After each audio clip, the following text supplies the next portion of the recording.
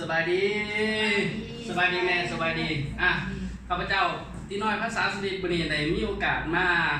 ร่วมกับแม่หาก็คือแม่วันผิวเส้นยาการเนาะเพราะฉะนั้นแม่เพิ่นมีปัญหาเกี่ยวกับพยาธิก่อนเบาเก่าเส้นเดี๋ยวไปฟังคำตอบจากแม่ไปเลยเนาะว่าเป็นปัญหาแบบนี้มาโดนสบายเจ้าสบายดีข้าพเจ้าแม่วันผิวเนาะเคยมีปัญหาเรื่องเป็นก้อนเบาแหละแต่ก่อนนี่เป็นก้อนเบาโอ้จอยหลายมีแต่48กิโลจอยหลายแล้วไปหาหมออันนั้นอยู่ตลาดแรงเพิ่นก็มากวดเบิ่งเอ็กโกเบิ่งก็มี9 เซนเนาะใหญ่หลายเพิ่นก็แนะนำเป็นก้อนเบามาก9 เซนกูว่ามันเป็นมาได้จักปีแล้วเพิ่นละว่าแนะนำให้ปาดแต่แม่ก็บ่อยากปาดเพราะว่าเคยปาดคอแล้วก็ปาดหมัดแล้วแม่ก็เลยว่าบ่อยากปาดมันหลายบอนปาดหลายเทื่อปาดแล้วแม่ก็คิดยากเนาะก็เลยว่าอยู่ไปผู้ดีเพิ่นก็ว่าถามเพิ่นอยู่ว่ามันหายแห้งหลาย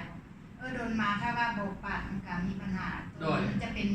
มะเร็งเป็นเพราะว่าเนื้องอกตัวนี้มันเป็นก้อนเบ้ามันฮอต9 เซนแล้วถ้าว่าโบกปาดก็ต้องมีปัญหาแล้วเพิ่นก็บอกอยู่แต่ก็อยู่ไปอยู่มาแล้วก็มีลูกแนะนำเรื่องเซนตินมาให้แนะนำให้ฮู้จักเกี่ยวกับเซนตินโดยแล้วก็เลยว่ามาลองกินเซนตินเบิ่งอันนี้ก็บ่ฮู้จักดอกก็บ่ได้ศึกษาแล้วบ่ได้มีหยังแล้วบ่ฮู้จักแล้วว่ามากินสุดนึงเบิ่งก่อนกินไประยะพอสุดนึงมันจะได้อยู่25 วันโดยมากินอีกสุดที่2ก็พอดีได้ผ่านไป 2-3 เดือนแล้วมากวดคืนคือว่าบ่เห็นมีแล้วก็เดี๋ยวก่อนท่านผู้ชมฟังให้ดีก็คือกิน1 สุดแล้วก็กินอีก1 สุดกิน2 สุดแล้วไปกวดอยู่บอนเก่าแม่นไปกวดแล้วเพิ่นก็ว่าคือว่าบ่เห็นมีเซลล์ก่อนเบาที่ว่าเก่าเส้นหันบ่เห็นแม่นแล้วปัจจุบันนี้แม่ได้ผ่าตัดอยู่บ่แต่นั้นมาแล้วก็เลยว่าบ่ได้ผ่าตัดแล้วก็อยู่ไปอยู่มาแล้วก็ก็คือว่ากินข้าวแซ่บนอนรับดีแต่เก่านี่นอนก็บ่รับแล้วก็ไปนั่นไปนี่ก็เป็นบินเป็นเวียนโอ้ยลำบากไปทางไหนบ่ค่อยได้ไประเบียงซื่อๆนะก็เป็นบิน 2-3 บ่อนนี่นะเกินไปบ่ได้นะเดี๋ยวปัจจุบันนี้ไปไหนบ่เดี๋ยวนี้โอ้ยไปกรุงเทพนี่เดือนละเทื่อก็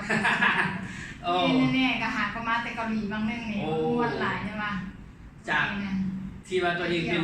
พยาธิก่อนเบาเก่าเส้นปัจจุบันนี้ปกติเลยไปใช้สบายเลยกินยังเนี่ยมันมี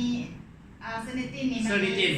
5นั่นแหละเซนิตินนี่มันก็มี5 กล่องโอเคอันนี้เนาะแม่น่ะที่กินผลิตภัณฑ์ตัวนี้ก็คือสำหรับมื้อนี้ก็ขอบใจแม่หลายๆที่ว่ามาแบ่งปันประสบการณ์ดีๆให้กับเฮาในมื้อนี้เนาะขอบใจแม่ขอบใจบ๊ายบาย